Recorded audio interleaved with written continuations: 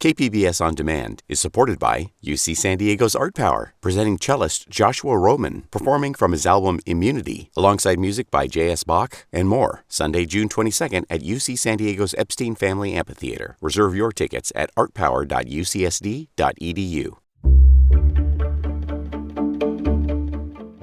Good morning, I'm Teppy Cruz. It's Friday, April 26. Members of Congress are investigating Oceanside-based Frontwave Credit Union. More on that next, but first, let's do the headlines. A fire broke out yesterday afternoon on the Oceanside Pier. It was reported just after 3 p.m.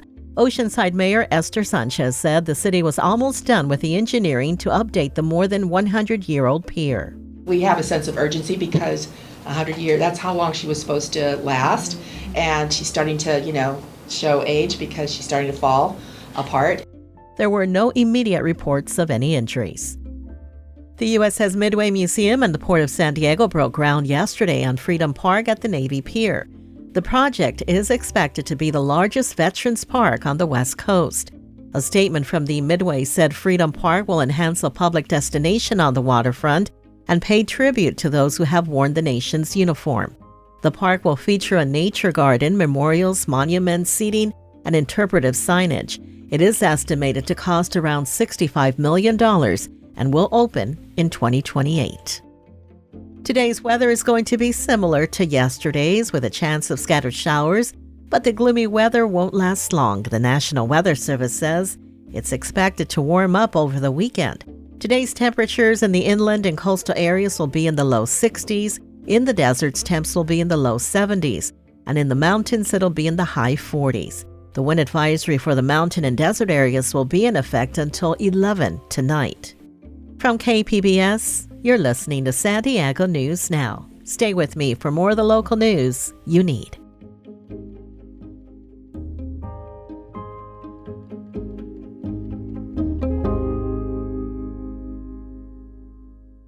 KPBS On Demand is supported by UC San Diego's Art Power, presenting cellist Joshua Roman, performing from his album Immunity, alongside music by J.S. Bach and more, Sunday, June 22nd at UC San Diego's Epstein Family Amphitheater. Reserve your tickets at artpower.ucsd.edu.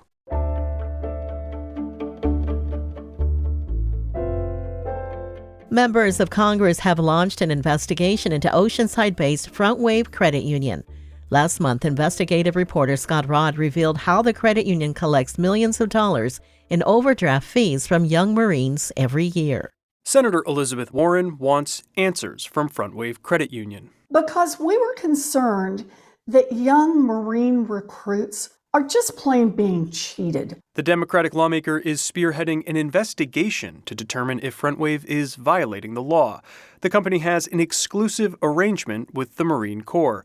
A KPBS investigation found that thousands of recruits who come through boot camp in San Diego are funneled into the credit union every year. It also found Frontwave relies on overdraft penalties as an essential source of revenue. This is just one more example of a financial institution honing in on young, vulnerable service members. Frontwave CEO Bill Burney declined to comment. A number of other Congress members signed on to the investigation, including Senators Bernie Sanders, Cory Booker, J.D. Vance, and House Representative Sarah Jacobs. Scott Rodd, KPBS News. More than $17 million in new federal funding is coming to North County for 9 community projects. The funds are from the government funding bill President Biden signed last month. One of the projects is for new forensic DNA equipment for the San Diego County Sheriff's Department. Sheriff Kelly Martinez said the technology is much needed. And what happens a lot of time with cold case crimes is we have DNA samples, but they've either degraded or there's such a small amount that we aren't able to test them properly. And this technology will allow us to do that. The DNA testing tools will be available to more than 30 federal, state, and local law enforcement agencies in the region.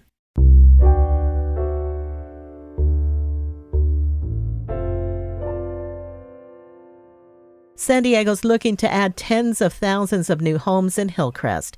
And with the neighborhood short on open space, some are looking to the 163 freeway for a new park. Here's Metro reporter Andrew Bowen with more. Glenn Younger is owner of Gra Safe and Lock. The business occupies a 110-year-old building right next to the 163.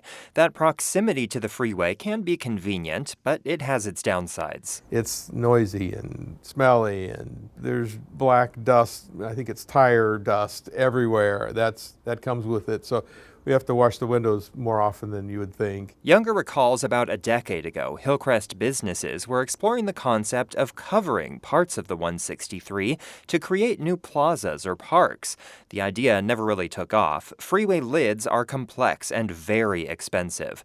But now that the city is updating the Hillcrest community plan to add a lot more high-density housing, Younger thinks the idea is worth revisiting. The freeway takes up about 5 acres of prime Hillcrest real estate. If I had a magic wand and I talked to anybody in Hillcrest, if I could give you 5 acres, would you take it? Everybody would say, absolutely, please give me 5 acres. Well, we've got it here. It's just being used for air right now. Air and a freeway. The city planning department told KPBS they're open to the idea of a freeway lid if people ask for it. Making it happen could cost hundreds of millions of dollars and require close collaboration between the city and Caltrans. Andrew Bowen, KPBS News.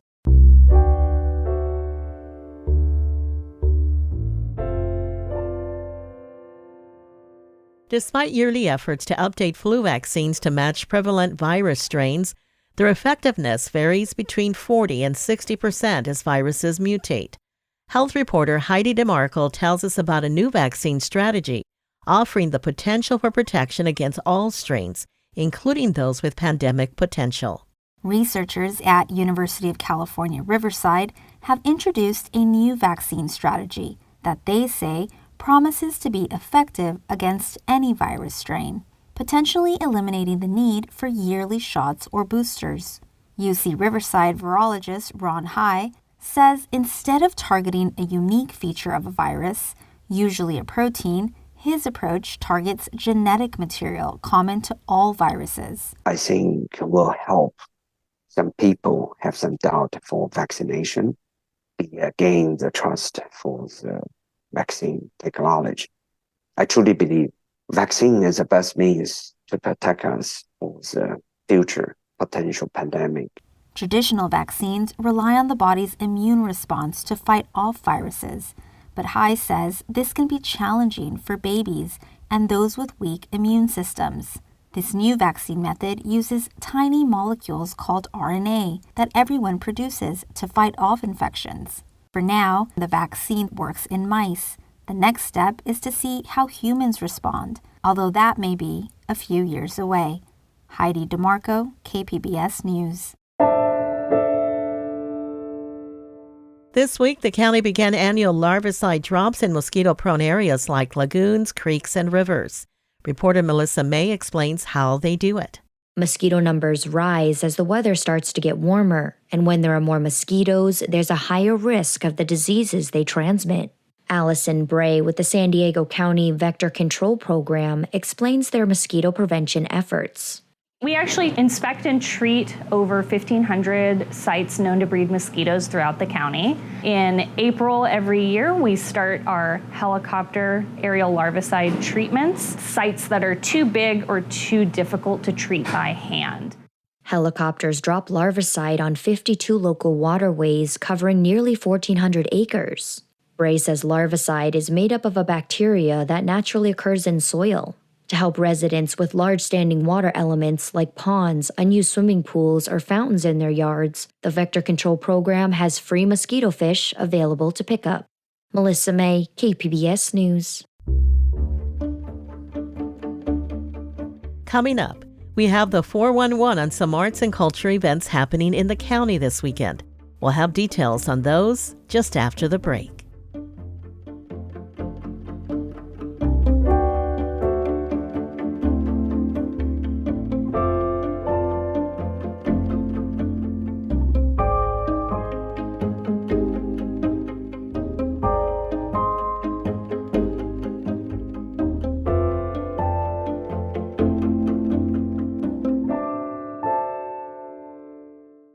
KPBS On Demand is supported by UC San Diego's Art Power, presenting cellist Joshua Roman, performing from his album Immunity, alongside music by J.S. Bach and more, Sunday, June 22nd at UC San Diego's Epstein Family Amphitheater. Reserve your tickets at artpower.ucsd.edu.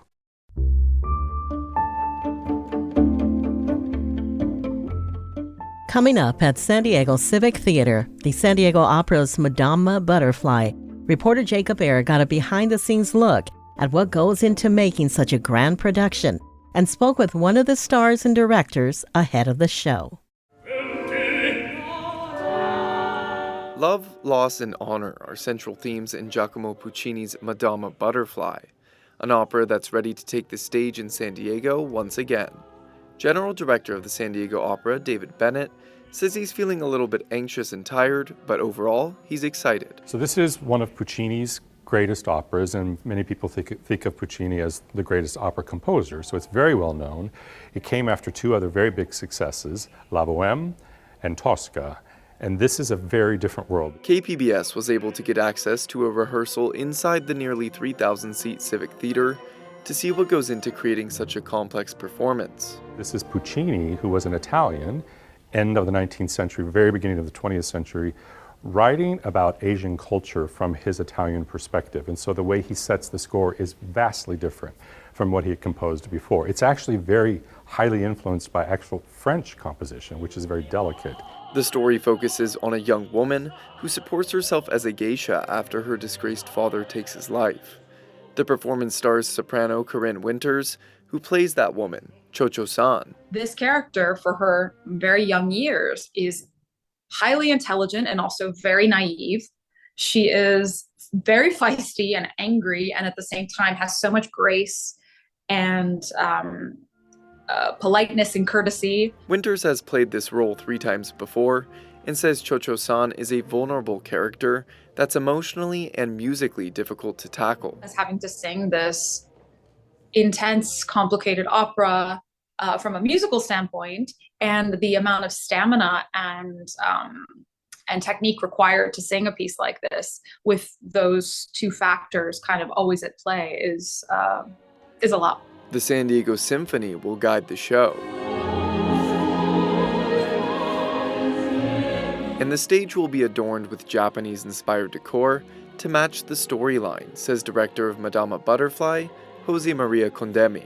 It's a traditional setting of the piece in the 1904, 1906. And it's visually very striking because of all those levels.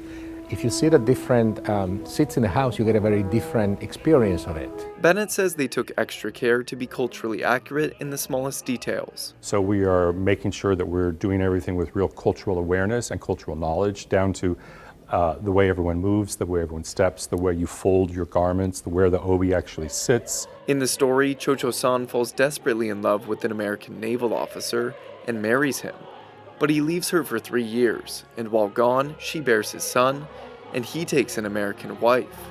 This leads to an unraveling of her identity. Because she not only married an American in the early 20th century, but she rejected her own culture, and she was rejected in turn. So that creates a very dramatic conclusion to the piece. With such a powerful story that requires great acting and voice, Winters digs deep for inspiration. It shows each character as a multidimensional human with a journey and with their light, I guess, the light side of their personality, and their demons. And each character has it. This isn't the first time that the Civic Theater has put on this opera, but it's a great opportunity for those new and seasoned to experience the show. It is a perfect piece for a newcomer to the opera because it's accessible, the music is sweeping, and it really goes straight to your heart. The 2 performances are sung in Italian with English and Spanish text projected above the stage and take place Friday evening and Sunday afternoon at San Diego Civic Theater. Jacob Ayer, KPBS News. Reporter Jacob Ayer also tells us about the Adams Avenue Unplugged Festival. He says it will feature more than 60 live musical performances. Inside restaurants, bars, and coffee houses, and on some patios, live original music is about to take over Normal Heights and surrounding areas for Adams Avenue Unplugged. Julia Sanchez is assistant director with the Adams Avenue Business Association, who puts on the event. We have acoustic, jazz, folk, even bigger bands that they might be plugged in, but there's still kind of an acoustic guitar bass to it. This year, the festivities will begin Friday night with a film about the festival's founder, but the main action takes place from noon to midnight on Saturday across 20 different stages. The headliner concert by the California Guitar Trio and the film are paid events. Everything else is free to enjoy. Jacob Ayer, KPBS News. Booksellers across the country will celebrate Independent Bookstore Day this weekend, but San Diego is taking it a step further by putting together the San Diego Book Crawl. During the crawl, you can win prizes for the more bookstores you visit and the more shopping you do. The event celebrates and elevates indie bookstores. 13 bookstores are participating this year and will hold author talks and promotions as part of the crawl. Some of the bookstores participating include Bay Books in Coronado, Joyride Bookshop in Liberty Station, Verbatim Books in North Park, and the UCSD Bookstore. Susan Lee is this year's author ambassador. She says bringing awareness to independent bookstores is important. I think more so than ever, the Independent Bookstore Day and something like the San Diego Book Crawl is crucial because with big bookstores and with the growth of online retailers who underprice, I think that there is a real risk that independent bookstores aren't going to kind of be as successful as we need them to be. And quite frankly, indies are where we find a lot more diversity on the shelves. The book crawl starts tomorrow and runs through Monday. That's it for the podcast today. This podcast is produced by Emmeline Mohebi and edited by Brooke Ruth. We'd like to thank editor Joe Guerin for helping the podcast team this week. As always, you can find more San Diego news online at kpbs.org. Join us again on Monday to start the week together with the day's top stories. I'm Debbie Cruz. Thanks for listening and have a great weekend.